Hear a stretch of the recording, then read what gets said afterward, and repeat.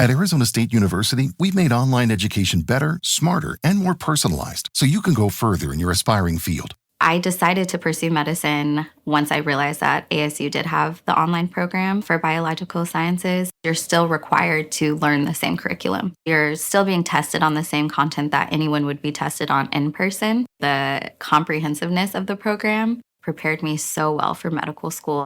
Explore over 300 programs at asuonline.asu.edu. ¿Estás adelantando? Sí. Ya dijiste quién tengo. Está con nosotros la consejera de Turismo y Empleo del Gobierno de Canarias, Jessica de León. Muy buenos días.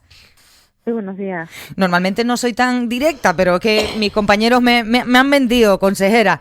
Bueno, justamente estábamos hablando de vacacional, bueno, le pongo un contexto, que estábamos hablando de que, oye, hace poquito el Cabildo de Lanzarote anunció que tras una inspección simplemente documental sobre las declaraciones de responsables, las cédulas de habitabilidad de las viviendas vacacionales, se habían retirado unas 120, 130... 133. A 133, vale. Bien, 133 fuera porque no cumplían. Luego, ahora el Ayuntamiento de Tías acaba de informar también de un proceso de inspección tributaria limitado a las viviendas vacacionales en el cual nos dicen que...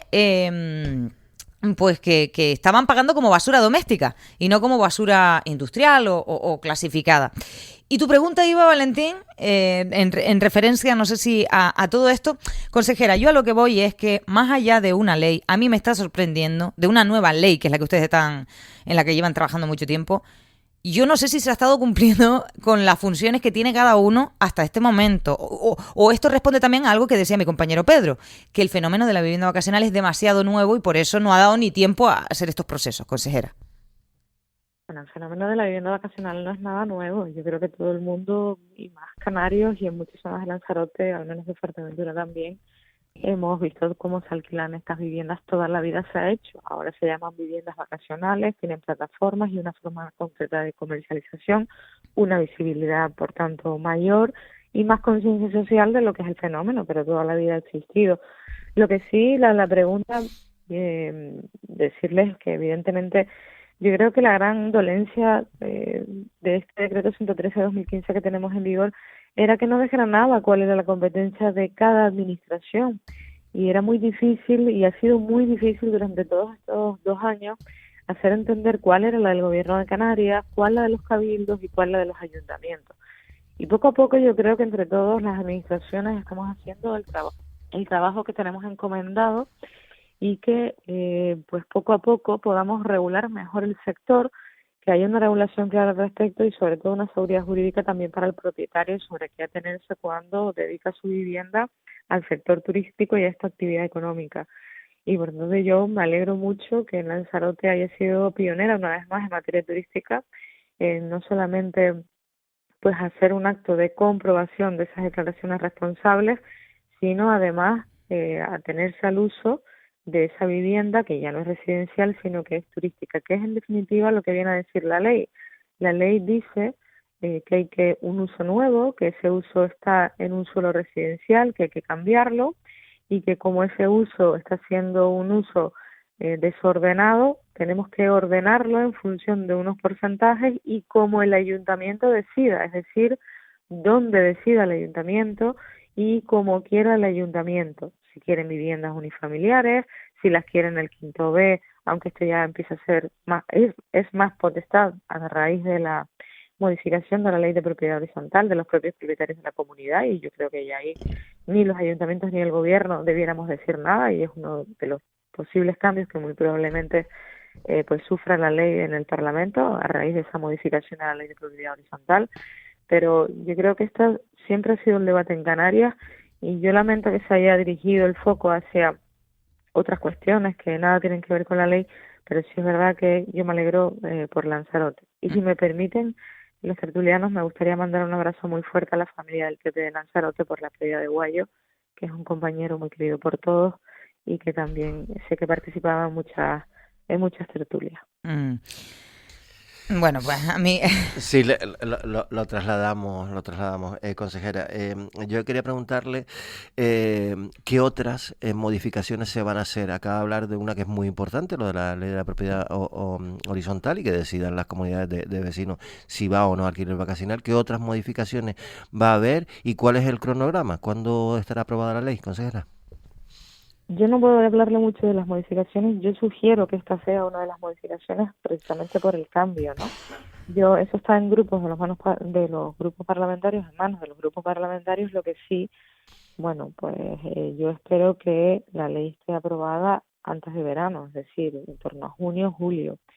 Y espero también, bueno, pues que los grupos parlamentarios hagan aportaciones en sentido positivo, porque seguramente nos habremos equivocado desde el gobierno, o hay una perspectiva desde el órgano legislador, que es el Parlamento, en muchas cuestiones. Sé que hay muchas sensibilidades distintas, de derecha a izquierda hay muchas sensibilidades, desde la sensibilidad de únicamente buscar voto, que es lo que he visto sobre todo desde coincidente además desde esas posiciones del Partido Socialista y Vox, hasta otros que están centrados en buscar soluciones y en regular ese sector pues de forma con seguridad jurídica, insisto, con orden, con equilibrando la vivienda vacacional con la vida del canario y sobre todo teniendo muy presente que lo que se está incorporando al mercado son viviendas y en las viviendas solo pueden haber dos personas o dos tipos de personas, o canarios residentes que están buscando un trabajo o que están trabajando en Canarias o turistas. Y esa es la elección que tenemos que hacer. Y desde luego la consejería lo tiene claro, el 90% de esas viviendas tienen que dedicarse a los que aquí vivimos. Y excepcionalmente la vivienda podrá dedicarse a una actividad económica. Pedro.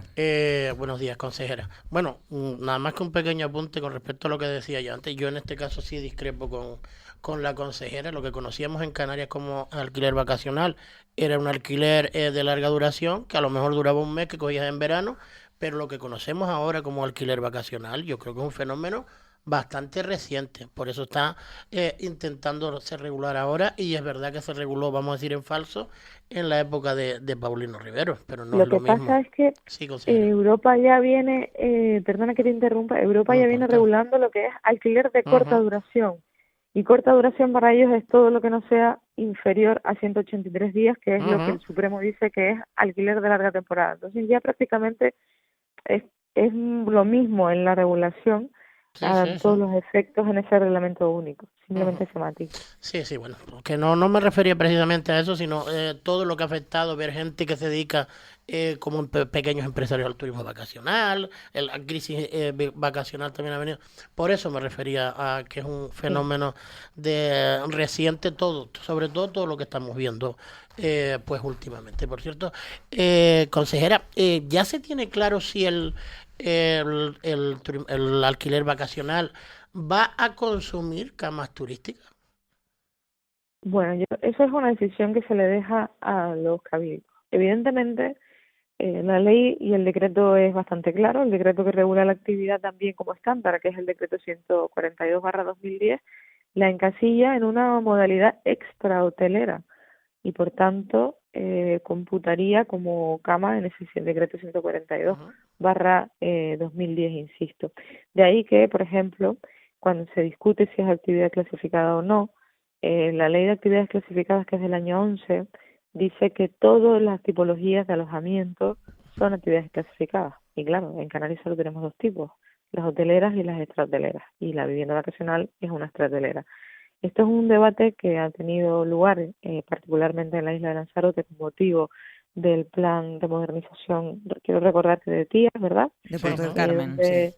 De Puerto del Carmen, efectivamente, donde se discutía si la vivienda vacacional computaba o no y donde la consejería emitió un informe eh, donde venía a aclarar la situación. Y es verdad también que la vivienda vacacional no es una cama que compute fija, es decir, el propietario hoy puede dedicar la vivienda a alquiler vacacional y mañana sacar su vivienda del mercado y dedicarla al alquiler residencial o como vivienda habitual.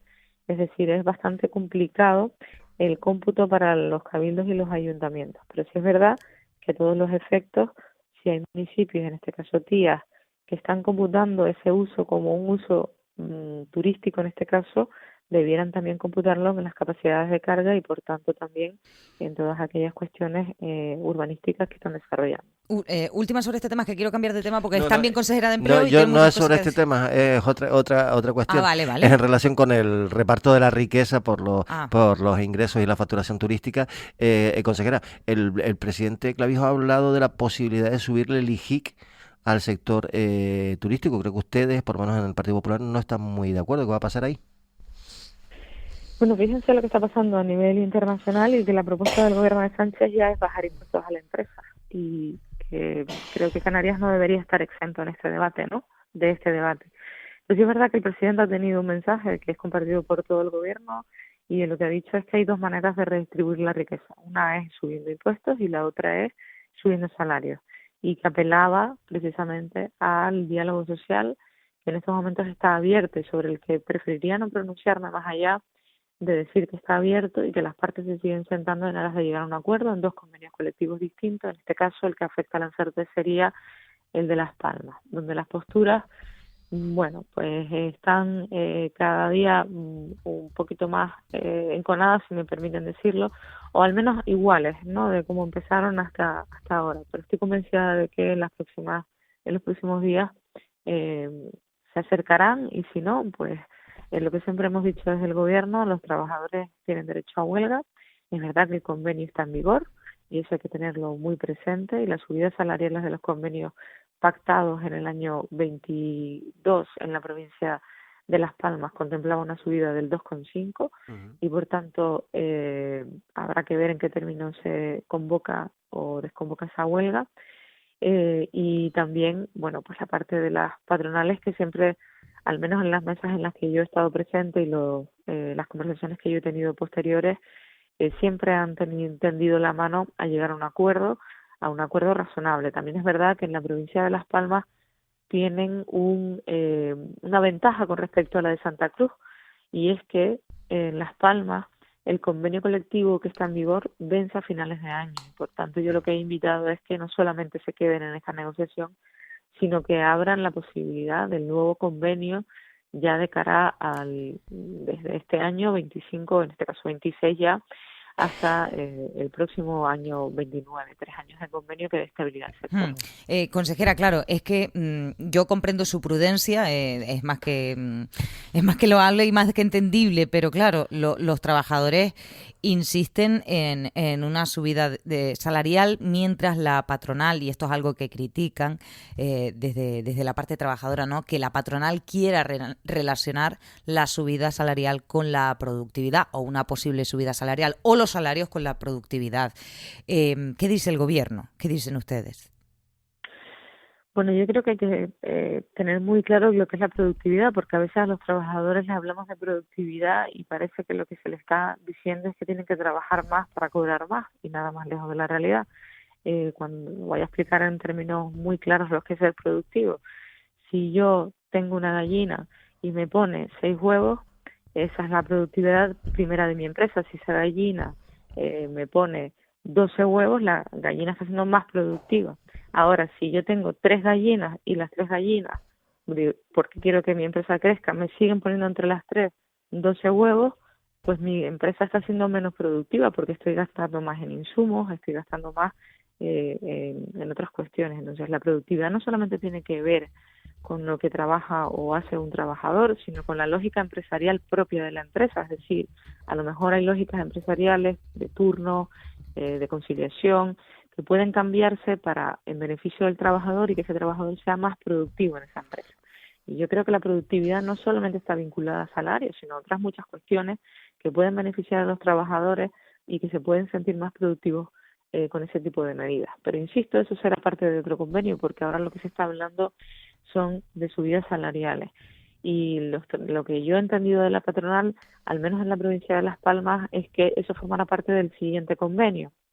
Y en de lo que se está centrando el debate son en 3 cuestiones, que son la subida de salarios, la turnicidad y las camas elevables. Y yo creo que son 3 cuestiones de partida que las 2 partes en este caso están sentadas en la mesa y creo que son un debate para este año que puede ser positivo para los trabajadores, pero también para las empresas.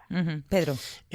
Consejera, a mí me gustaría preguntarle por la guerra arancelaria y si tienen ustedes temor a que pueda afectar a lo que puede venir de temporada turística, evidentemente a la visita, teniendo en cuenta que mucha parte del turismo, sobre todo europeo, pues se mueve mucho e incluso llega a cancelar sus previsiones de vacaciones, que creo que incluso son mejores que las de años anteriores en Alemania, por ejemplo, por este tipo de situaciones.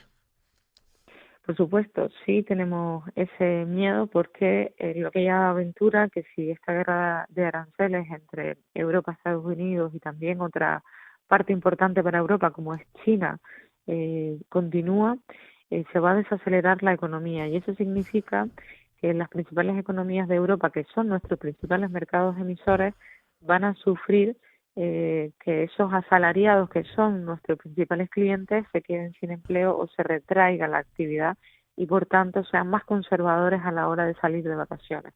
Y Canarias en estos momentos está en unos precios bastante altos, muy competitivos, lo cual es bueno para el conjunto del sector, porque no es lo mismo recaudar un 7% de 100 euros que un 7% de 50 euros. Y lo digo también en términos de recaudación para el gobierno. Y por tanto sí que tenemos ese miedo. Yo siempre lo he dicho, esto es cíclico, no tenemos 18 millones de turistas en nómina. Podemos mañana perder una gran parte de ese turismo el simple hecho de tener miedo a que haya una recesión económica o que, por ejemplo, economías como Alemania o Francia que estaban a punto de salir de ese déficit, vayan de nuevo a tener números negativos en sus economías y, por tanto, lo que hay que tener aquí es prudencia y entender que esta situación de auge puede verse mañana afectada también por el contexto internacional. Y es evidente que esta guerra arancelaria afecta a las principales industrias de los países emisores, no solamente el automóvil, también la siderurgia, parte del sector agroalimentario y la industria química y por tanto esto también puede retrotraer esas economías, insisto, nuestros principales mercados emisores. Claro, es que usted estuvo precisamente hace poco, no solo esos sectores que acaba de mencionar, sino para que la gente también sepa por qué, por ejemplo, porque hay mucha gente que critica, ¿por qué vamos a las ferias turísticas? Pues para plantear el modelo turístico que tiene Canarias, por ejemplo, o para terminar de recuperar en la ITB de Berlín el turismo alemán. Los alemanes, y usted lo sabe mejor que yo, son muy conservadores y ante una coyuntura tan incierta y tan todo es incertidumbre, no sé si es que vamos a ver, las bolsas han alcanzado valores de pandemia con esta guerra arancelaria. Yo no sé hasta qué punto está el termómetro, consejera, de preocupación en este sentido.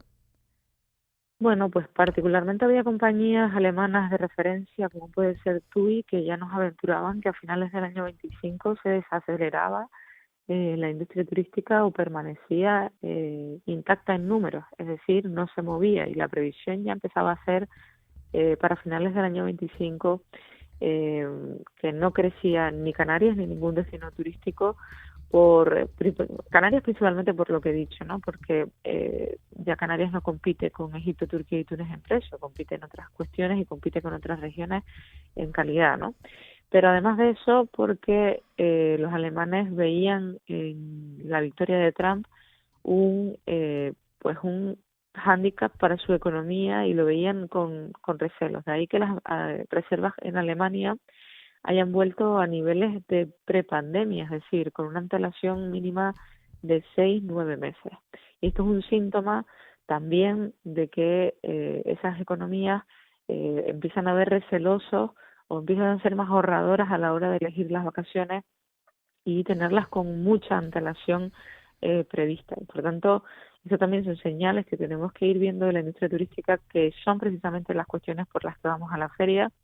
Las reuniones con turoperadores no son muchas veces, o la gran mayoría de las veces, para cerrar conexiones, porque muchas de las ferias, por ejemplo, usted ha nombrado ITB, ya todo el pescado está vendido, como decimos coloquialmente, porque ya se ha vendido en la temporada de verano y se ha programado ya la de invierno, pero sí que es verdad que se pone termómetro de las situaciones que están pasando. Y en la ITB de Berlín, la tónica habitual de todos los operadores fue la situación que se estaba viviendo con Estados Unidos en esos aún incipientes anuncios de Trump. Lo digo porque ya han pasado mes y medio y el tono y la escalada de las medidas han sido mucho mayores y por tanto tenemos que estar ojo a visor con cómo se puedan resentir esas economías, porque de que esas economías depende nada más y nada menos que el 36% del Producto Interior Bruto de Canarias. Pues con eso nos vamos a quedar agradeciéndole enormemente. Yo la llamaba por más cosas, pero es que no da tiempo, son tantas cosas. Gracias, consejera Jessica de León, consejera de Turismo y Empleo del Gobierno de Canarias. Muchísimas gracias, espero que podamos hablar pronto porque siempre hay más temas. Buen día. Buenos días. Muy buenos días, muchas gracias. Breaking news from the stadium tonight as an anonymous fan foot the bill for 55,000 hot dogs, bringing that sweet tubed meat to everyone in attendance. Free dogs! Yeah! 55,000 hot dogs? What does that even cost? While the identity of this Frankfurter philanthropist remains anonymous, their all-beefy generosity will go down in history. The new Mega Millions. More to win means more to give. How you spend it is up to you. Yeah! For game odds and details, visit sceducationlottery.com.